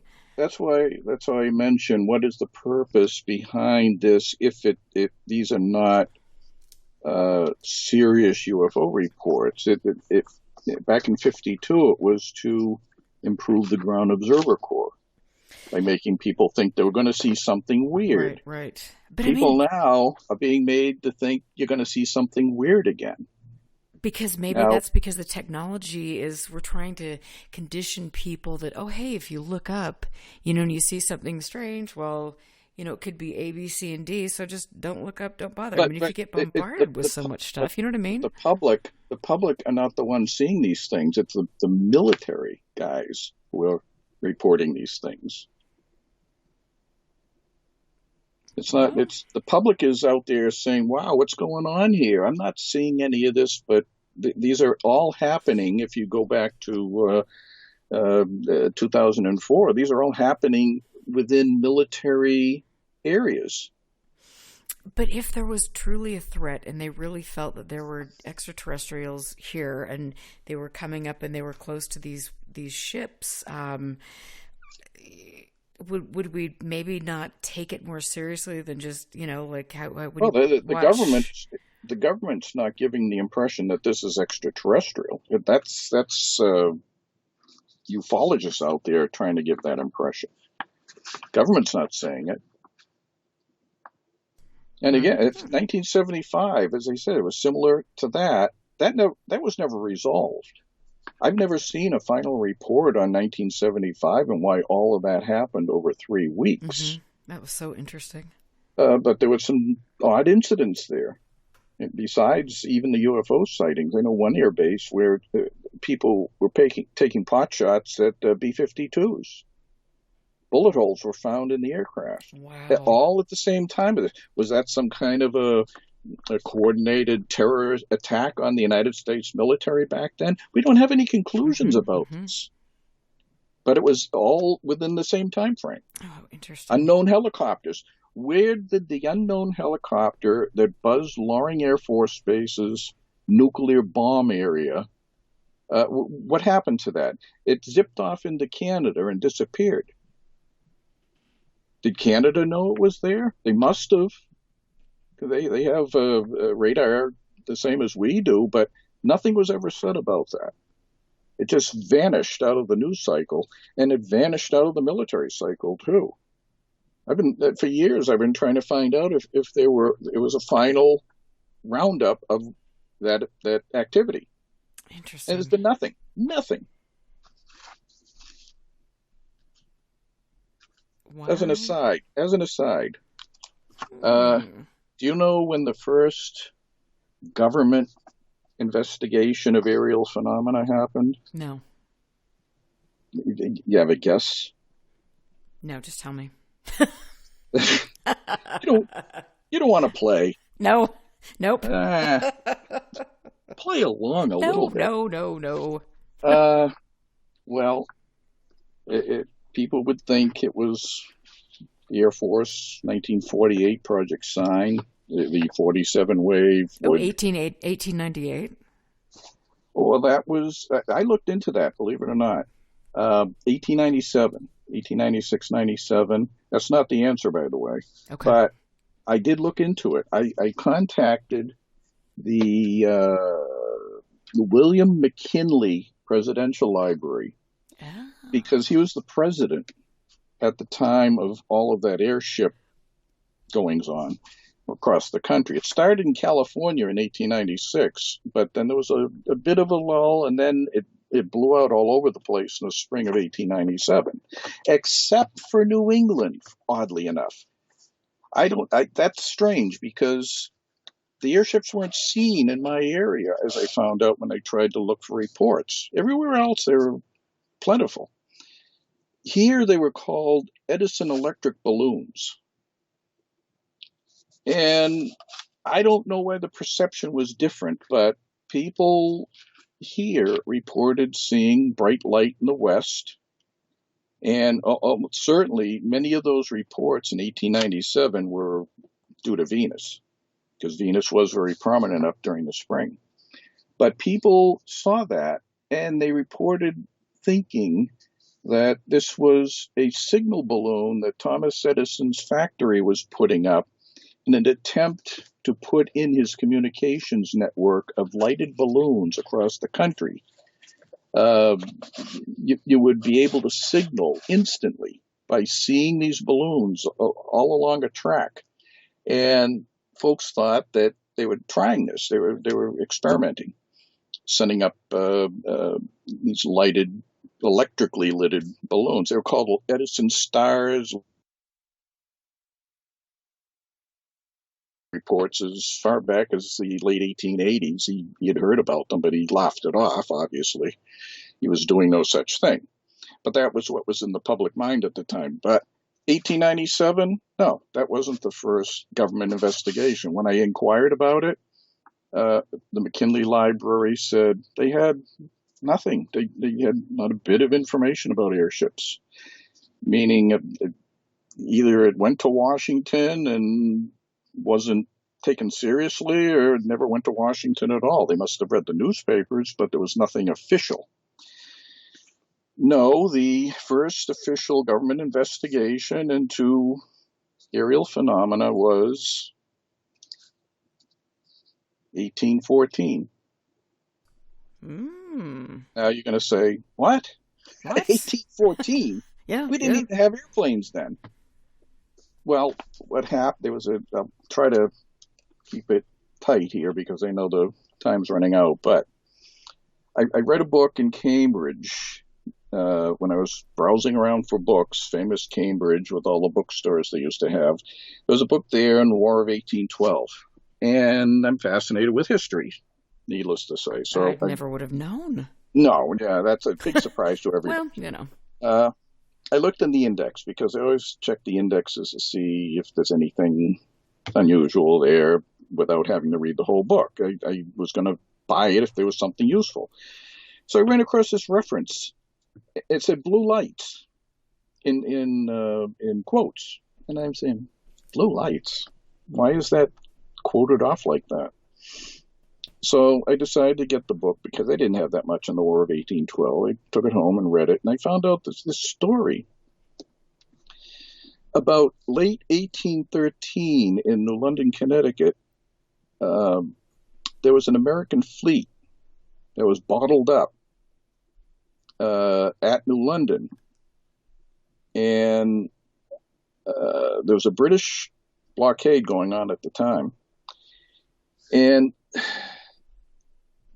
one day, the Commodore in charge of the fleet, Stephen Decatur, who's quite eminent in Navy circles now, he decided to run the blockade.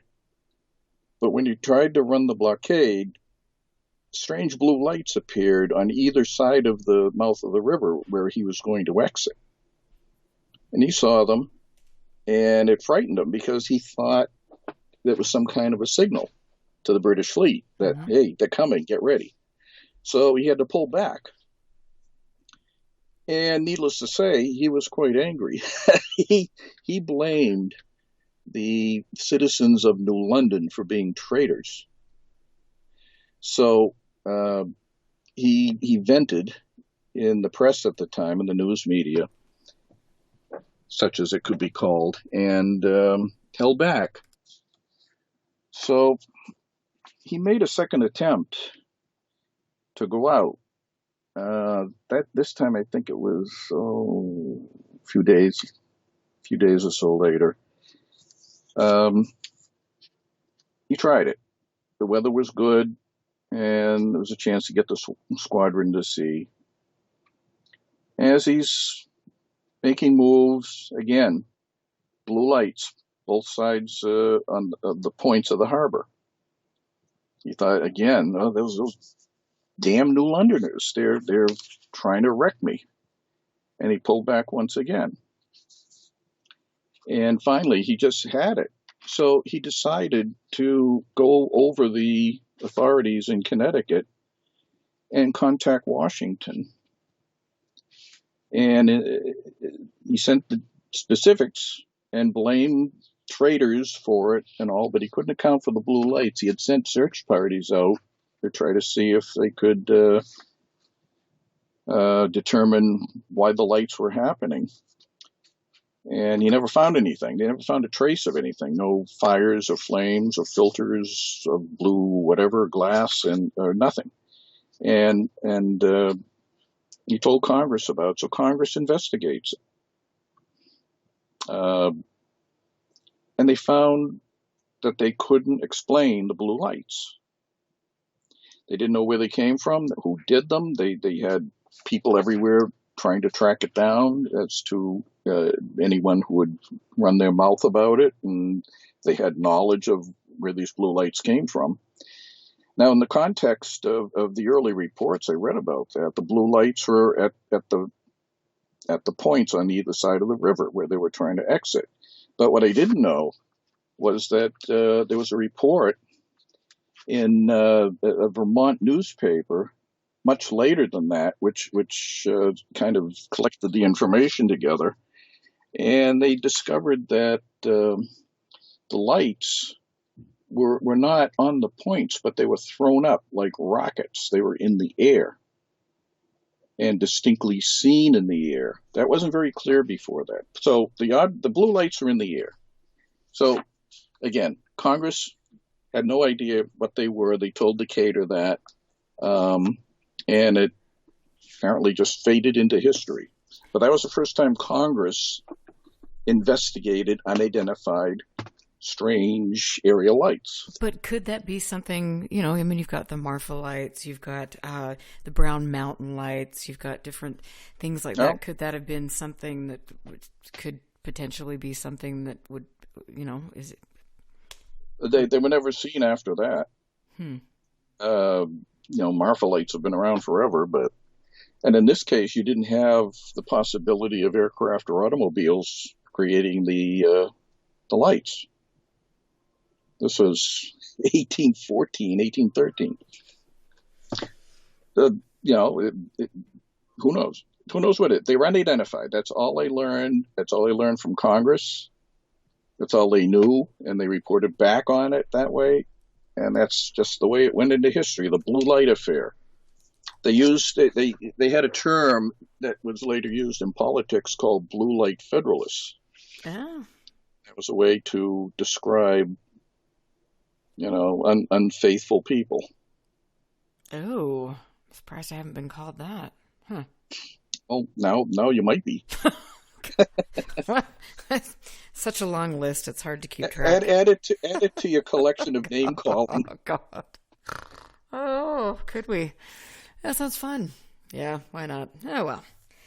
So, okay, so we're obviously getting ready for show close. So, what are your thoughts on some of the things that are being seen and reported with regards to the USS Kidd? I mean, is this extraterrestrial, or is it just simply unknown? I could possibly say that, oh, come on. No, are there Ebens involved? Ebens. Come on, it's kind of one of my favorite things. Well, I mean, were some of them named Eben Smith or something? I don't know, maybe, but no, I don't have an opinion on that because that would be drawing conclusions about something of which I know nothing. All right. I don't know the origins of this. They're unidentified. It's much too early right now to tell about these incidents with the Navy until we get some kind of feel on what more is out there. Okay, so you don't think there could potentially be some sort of time jumpers that are coming from Mars? Well, that's fun to think, but okay. I do really. that. I do that when I go to bed at night and think about it. I don't do it in the waking hours. Well, that makes two of us. That's good. I just never like theorizing about those things. No, I If know. it's unidentified, it's unidentified. And that's what I call it. I don't say what it is because then I wouldn't call it unidentified. I know. I'm kidding. I mean, it's just funny because I've been looking through some of the old, just different publications and things, and reading about Serpo and just reading about some. I mean, it's just like, how did we ever get from point A to point, I don't know, whatever that point is, that we've gotten to, that we just believe in this absolute. It's called loose thinking. Loose thinking, is that what it is? Loose I didn't know thinking was involved at all. Well, you can think loosely, yeah. Or not even think, maybe, I don't know. Well, if you didn't think, you wouldn't be able to utter an idea, so there has to be some thinking there. Well. It's loose thinking, it's not thought, it's just like random spewing of whatever comes out of your mouth. That's how I regard things like that. There's a lot of that going on. It's not serious. Why? Okay, I've got to ask you one more question. Why are people like David Icke so popular? They tell sensational stories. Okay. That's very easy to answer. It's like science fiction. You tell a good science fiction story, it's popular. People go to movies to see things like that over 2 hours. It's storytelling, not always great storytelling, but it's different. And that's what people like to hear, something new and different and exciting. That's what motivates folks to turn out and support a particular idea or collection of ideas. But, I mean, shape-shifting reptilians that are possessing people's... Yeah, you suspend your critical faculties. It's easy to think that that's so. Oh, I guess I could see that, maybe. Believe anything. Yeah, well, So that explains a lot of what's happening now. Very simple. Yes. It's quite curious, but anyway, this is, I mean, I could talk to you for hours and hours, and I do, and I love it because I learned so much, and I know that everybody listening to the show tonight feels the same way. It's just, you are such an icon, and I have to say that maybe tonight is the night that I am going to go watch Repo Man, which was one of my favorite movies back in the 80s. And there is a scene in Repo Man where one of the characters is holding a copy of Clear Intent. He's got a flyer about Clear Intent. A flyer of Clear Intent. And that is so cool. It was a flyer I had sent out to advertise the book before it was even written. Dang. And it was just a one-page thing, and I copied it and sent it out all over the place. And then, to my astonishment, I get a call from my agent, and he says, "Have you seen Repo Man?" And I said, "No." He said, "Well, go out and get it." And look, 45 minutes in. So I watched, and there's a scene with a car thief going to a phone booth, and he's got a clipboard. Back of the clipboard is a copy of that flyer I sent out. That is so cool. This is a Hollywood movie, and I'm saying, how did that get there? But the theme of the movie was there was an alien in the trunk of the stolen car. That was what the whole film was about. So that was sort of subliminal suggestion, I guess, that they put in there. That's so. Do you have that poster framed? I have it. It's not framed, but I saved a copy of it. Yeah. Man, that is so cool. Have you scanned it? Yeah. Will you send that to me? Sure. That is so cool. I'm going to put that in my archive.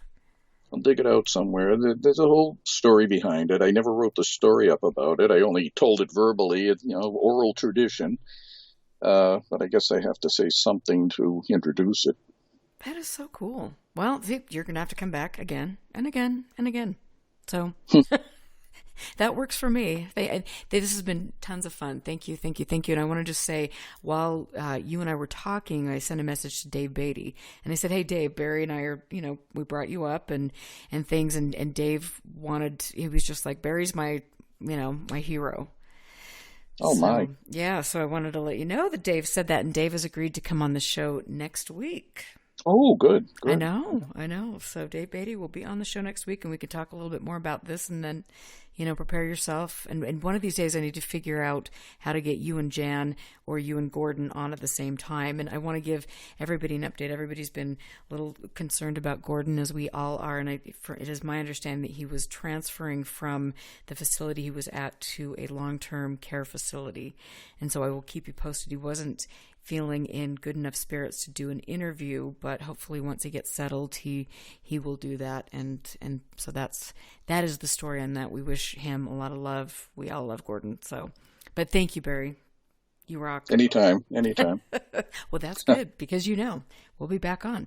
You'll be back on. So I want to thank everybody out there from all over the world. You guys get in there, you listen. It's nice to see Jim here in chat tonight. And thank you, Bruce, and thank you, Peter, everybody. And Northern UFOs, you are my man. I appreciate all of you so much. You can go to UFO Classified to pledge your support to the show, to spread information. I will be sending out, and I apologize for the delay in getting more things to all the people that support the show. It's been an interesting few weeks for me, but more stuff will be coming to you. So thank you very much. I look forward to having Dave Beatty on the show next week. You guys take care. Stay out of trouble. Chances are I probably won't be, but you know that about me. So good night, Barry. You have fun. Take care. Absolutely. You too. Take care. And I will catch you guys next Friday on UFO Classified.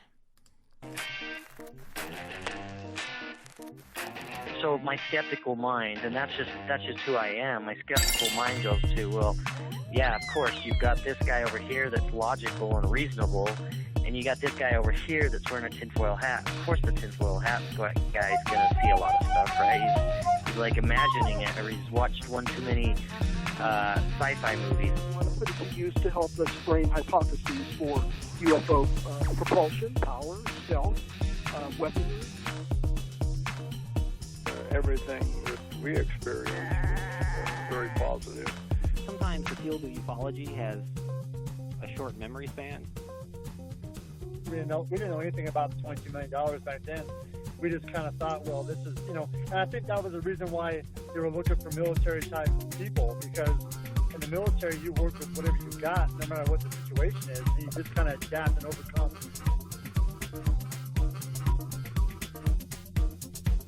What are you going to do with all this? You can't even take care of your own files and get them put into the current system, but yet you want to go collect other people's things. So what are you going to do with it? Who are you giving all this to? It just really struck me about how the common thread seemed to be deception, but deception of human nature. So that's what I started thinking, who would these folks be? I mean, then I started thinking about the intelligence agencies, what role they could play, and what would be their motivations for getting involved in ufology.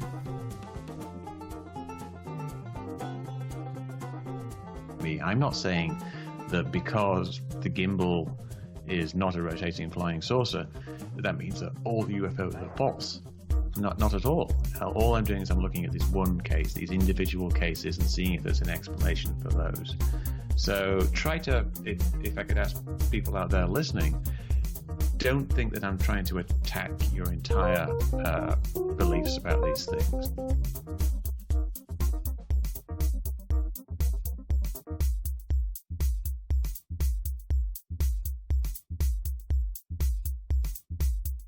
Nice to be in orbit.